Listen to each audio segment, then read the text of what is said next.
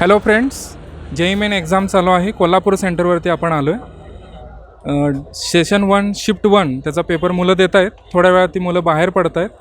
मुलं बाहेर आल्यानंतर आपण त्यांना पेपर कसा गेला त्याचा रिव्ह्यू घेऊया. आजचा पेपर तुला इझी, मीडियम, डिफिकल्टमध्ये कसा रेट करता येईल? मॉडरेट होता. तरी यातला लेंदी पार्ट कुठला होता? Physics, chemistry, मॅथमॅटिक्समध्ये? मॅथ्स होता. मॅथ्समध्ये कुठल्या पार्ट होते जास्त क्वेश्चन आले होते? Integration, conic section, vector 3D. फिजिक्समध्ये न्यूमेरिकल आणि कन्सेप्टचा विचार केला तर कसे होते ते? न्यूमेरिकल्स थोडं कॅल्क्युलेशन वगैरे जास्त होतं, पण कन्सेप्च्युअल क्वेश्चन पण होते थोडेफार. न्यूमेरिकलला जास्त वेळ थोडा घेतला फिजिक्समध्ये. यस. कालच्या सेशनचे रिव्ह्यू तू बघितला असेल, त्याच्यामध्ये विचार केल्यानंतर कसं तू आजचा जो पेपर द्यायचा स्ट्रॅटेजी ठरवलं आहेस? पहिला केमिस्ट्री, मग मॅथ्स, मग फिजिक्स.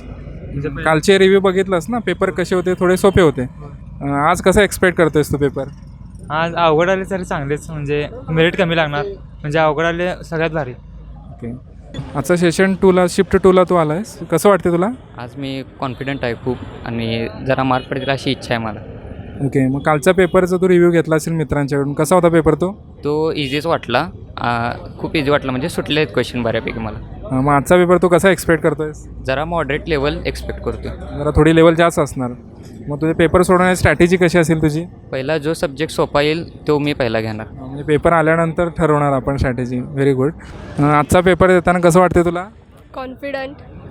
कालचा पेपर मैत्रिणींना तू विचारले असशील, कसा होता तो पेपर? इझी होता. आजचा पेपर मग तू कसे एक्सपेक्ट करतेस? थोडी हाय लेवल असेल. थोडी लेवल जास्त असणार.